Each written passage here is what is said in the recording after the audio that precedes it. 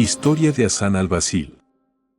Cuentan las viejas crónicas de los hasanios que el rey Kendamir, señor de toda la Persia de mar a mar y del Corasán, hasta más allá del Oxus, era un soberano sabio, prudente y amantísimo de los poetas, a quienes trataba mejor que a sus propios visires.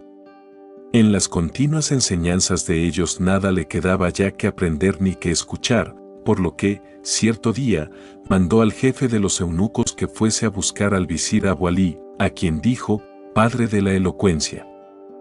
Yo necesito saber lo que no se sabe y ver lo que nunca se ha visto. Si no aprendes y me cuentas, pues, un cuento nuevo y maravilloso en el término de un año, te haré decapitar, y si logras contármelo, tú serás mi sucesor en el trono. Aterrado el visir padre de la elocuencia, y sabedor por tradición de que toda la ciencia del universo estaba encerrada en el libro de las aventuras de Hasán al-Basri, el gran esenio o curador de Balsora, como si dijéramos, envió al punto a 5 intrépidos mamalik para que se informasen acerca del pasmoso libro, yendo, respectivamente, el uno a la India y a Sindla, el otro a China y los otros al Corasán, al Mogreb, a Egipto, a Siria, Armenia y el país de Mobarak. 4 de ellos volvieron desencantados antes de finar el año del plazo, diciendo que nadie podía ya informarles acerca de aquella joya perdida de la Edad de Oro.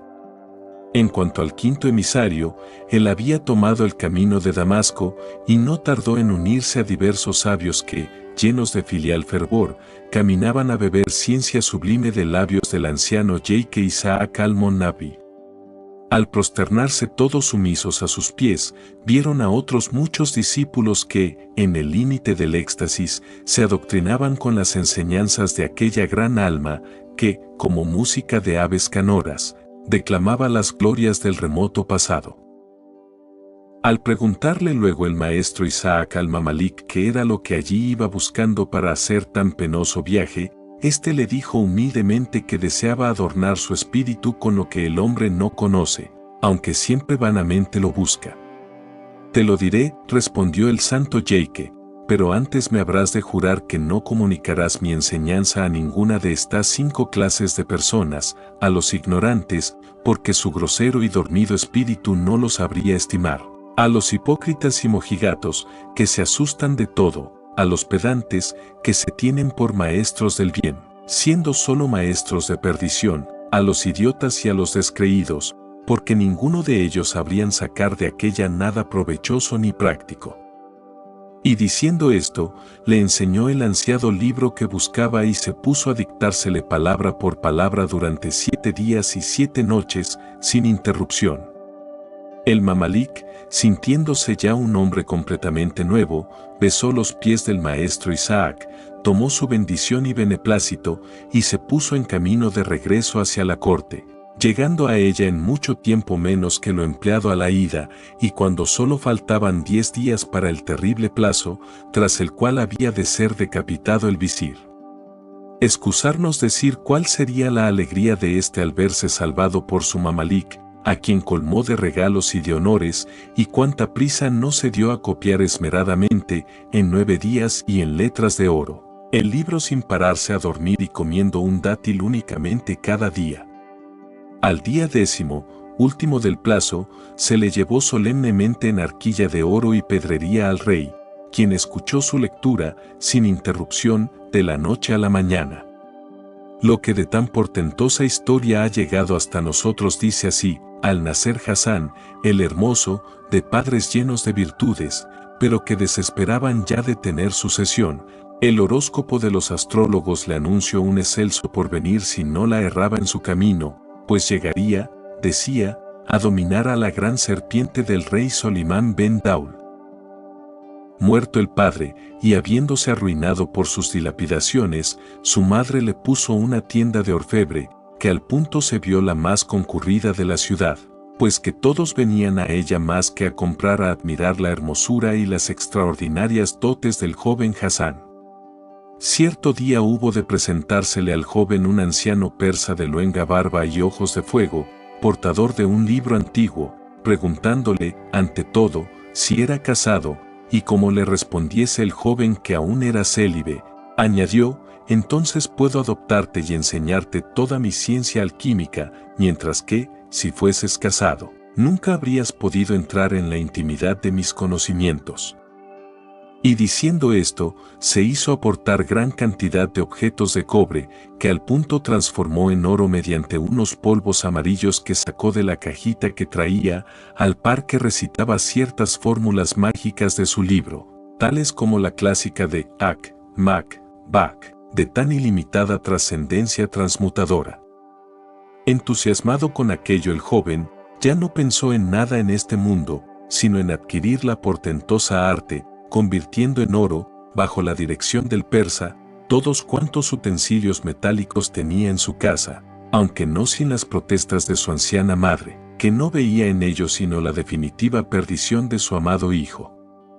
Una vez celebrado entre maestro y discípulo el lazo de compartir el pan y la sal, aquel, bajo pretexto de explicarle la obtención del elixir quintaesenciado de la larga vida, le dio un narcótico de Ban, le dobló los muslos sobre el tronco como se hace con las momias, le metió en una gran arca con todo el oro obtenido, y echándose el arca a cuestas, se embarcó en la nave que le esperaba en la playa, haciéndose a la vela esta con rumbo desconocido. Se trataba, en efecto, nada menos que del terrible mago negro Babram el Gauro, adorador del fuego y de la alquimia, quien cada año escogía a un joven perro, hijo de perro y nieto de perro y con perros y perros por todo antepasado, según él decía de los verdaderos creyentes, para llevársele a una lejanísima playa y hacerle servir a sus fines de perdición. Llegado el barco a la desierta playa, cuyos rollos y arenas eran de diversos colores, siempre bajo la vigilancia del terrible Parsi, que dormía con un ojo abierto y otro cerrado, este habló al joven en los términos más entusiásticos acerca del culto del fuego, la chispa, la llama, el sol y la luz, añadiendo para hacerle abjurar de su religión, igual que a ti, llevo raptados a otros 999 mancebos, pero tú eres el más hermoso de todos. Abjurarás de tus falsas ideas y te llevaré por los aires hasta la cima de la montaña de las nubes, y allí cogeremos los tallos de las plantas misteriosas de las que se extrae el divino elixir de vida. Y diciendo esto, sacó un tamborcito forrado con piel de gallo y lleno de signos mágicos, en el que se puso a tocar con sus propios dedos.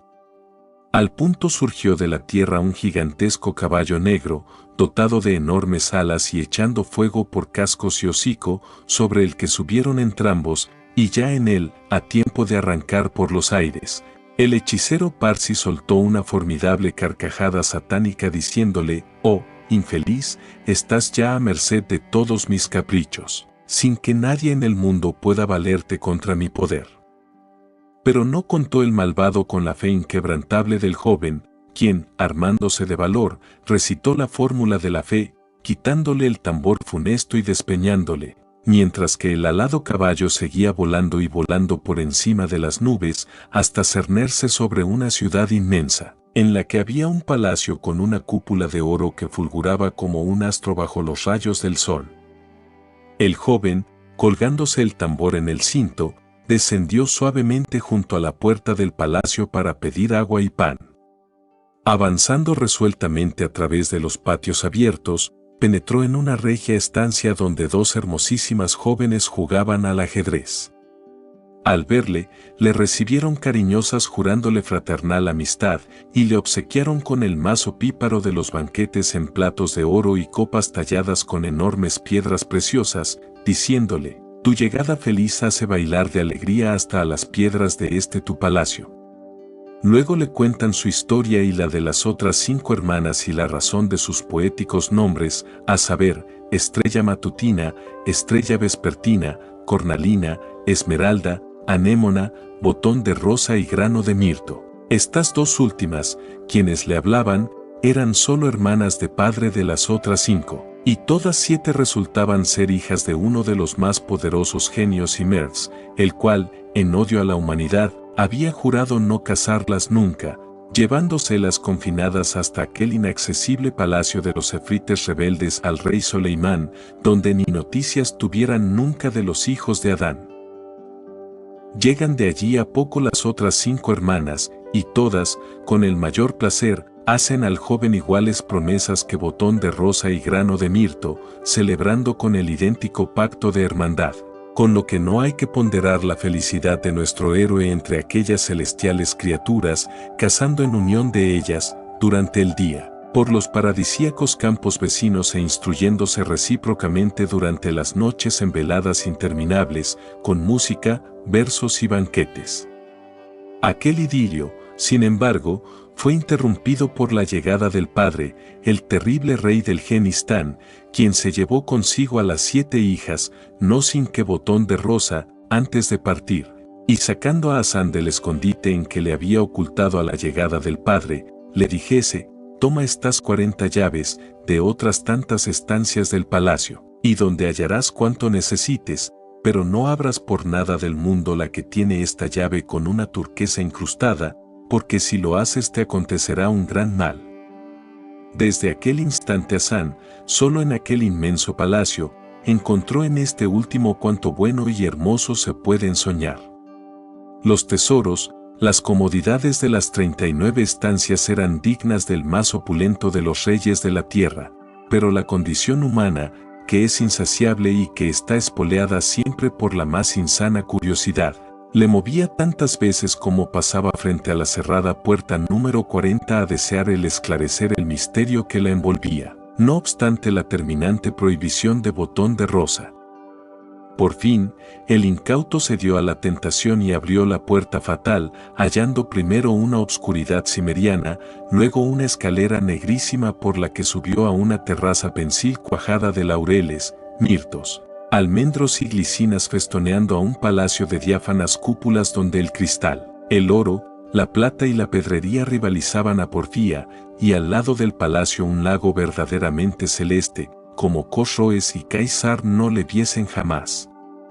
Embebecido Hassan en la contemplación estática de tales maravillas, vióse sorprendido de allí a poco con la llegada de una bandada compuesta por 10 cisnes más blancos que la nieve y que se abatían sobre el lago, mientras que otro cisne mayor, el guión de la banda, se sentaba en un áureo trono junto a la orilla.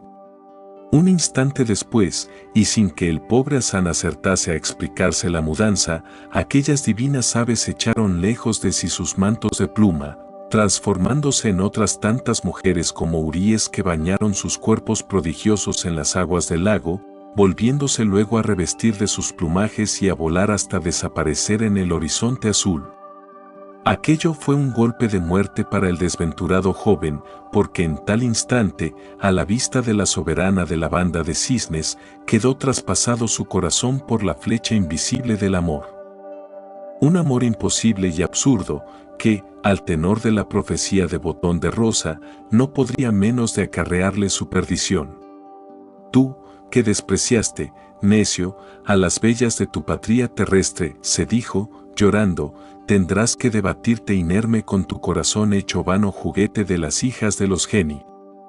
Y, entre lloros, suspiros e inútiles imprecaciones, se le pasó la noche entera hasta la salida del sol.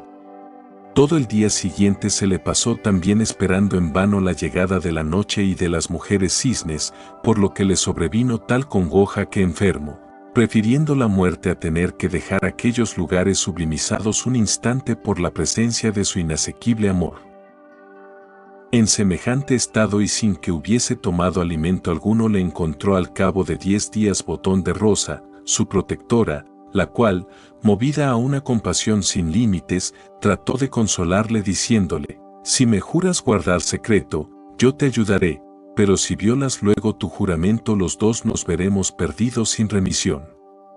Has enamorado nada menos que de la inalcanzable hija del rey de los geni, llamada Esplendor, quien, corno sus otras hermanas, viene a bañarse en este lago sagrado de la inmortalidad una vez en cada novilunio, pasando el resto del tiempo bajo su apariencia de blanco cisne, custodiada por un feroz ejército de 5000 amazonas.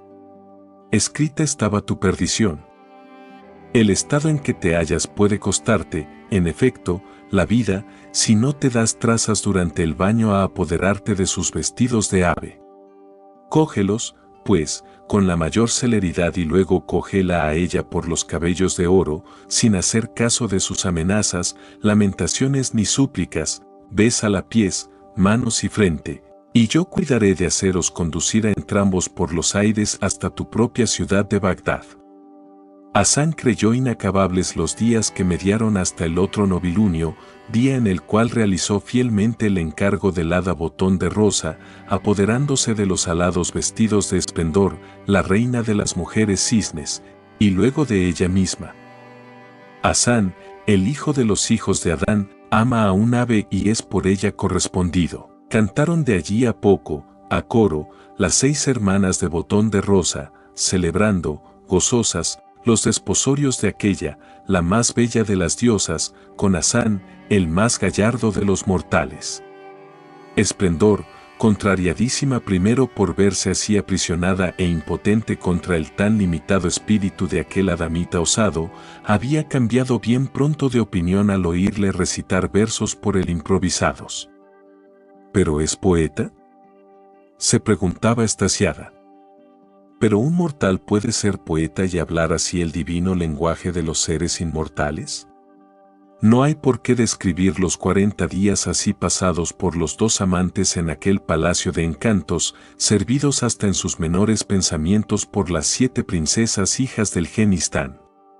Al cabo de ellos Hasán tuvo un sueño en el que vio la aflicción de su pobre madre ante la larga ausencia de su hijo, sin saber su paradero ni aun siquiera si vivía o no, por lo cual, comunicando el caso su esposa con las princesas, éstas le dijeron que podrían llevarlos a entrambos al lado de su madre, y en efecto, Botón de Rosa, tocando fuertemente el tambor mágico, hizo surgir del suelo toda una potente recua de dromedarios, caballos y mulas, a la que cargó con preciosos fardos y un palanquín para los esposos, con orden de ir por los aires en derechura hacia Bagdad, donde los amantes brazos de la anciana aguardaban ansiosos a su hijo.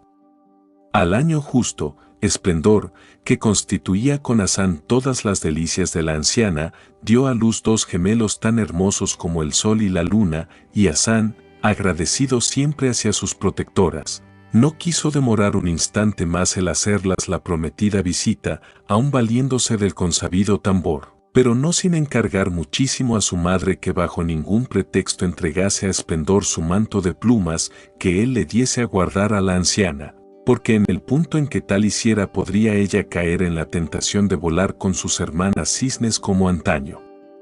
Por desgracia, sirvieron de poco las prevenciones de Hasán, porque Esplendor, aprovechando un descuido de su suegra, se dio trazas a apoderarse de su caparazón de plumas de cisne y cobijando bajo sus alas a sus 2 niños. De un vuelo abandonó la ciudad de Bagdad con rumbo hacia la inaccesible isla de Bakbak, donde dijo podría encontrarla a su esposo cuando regresase. El resto del delicioso cuento guarda cierto paralelismo con el que vendrá en el capítulo próximo relativo a la isla de Bakbak, por lo que le interrumpimos aquí, aunque no sin apuntar que en él se ve la filiación de cuantas leyendas europeas relativas al Caballero del Cisne, Helios o Lohengrin corren por la literatura. Incluso la poesía inmortal de Rubén Darío y la gran obra musical de Wagner con este título, obra apoyada, cap. 7, tomo 3 de nuestra Biblioteca de las Maravillas, en la leyenda del Brabante que estudia el sabio Bonilla y San Martín en su mito de Psiquis. Solo en la isla de Bakbak, Isla Blanca, aroma de las columnas de la ciudad de bronce, o isla hiperbórea e imperecedera del primero y más sagrado continente, o sea el continente polar, puede, en efecto, según la doctrina secreta, averiguarse lo que no se sabe y encontrarse el gran libro de la palabra perdida, de tantos y tan augustos mitos. En cuanto a la alquimia física y moral que fluye del cuento, ella es digna de un Paracelso o de un Lascaris, porque el arte hermético tiene en las 1001 noches más precedentes de los que a primera vista pudiera creerse, desde que Esplendor, la divina luz de la justicia, volara al cielo como Astrea, después de haber dado a luz en este mundo a los 2 gemelos inmortales del sol y de la luna, o sean los grandes y los pequeños misterios iniciáticos. No hay que olvidar, en efecto, que el sublime esplendor de la esposa de Hassan al-Bashri, prototipo curador, este último, de los esenios del Líbano, a los que perteneciera Jesús. Es algo que Hassan recibe donado en cierto modo, como hemos recibido nosotros antaño los tesoros de nuestras facultades todas en el palacio de las 40 puertas de nuestros padres, pero que llegados ya al periodo de la razón, nos vuela al cielo o isla de Backpack, a donde tenemos que subir penosamente para encontrarla con todo el complicado y heroico esfuerzo que se verá descrito a su tiempo en el libro de las iniciaciones.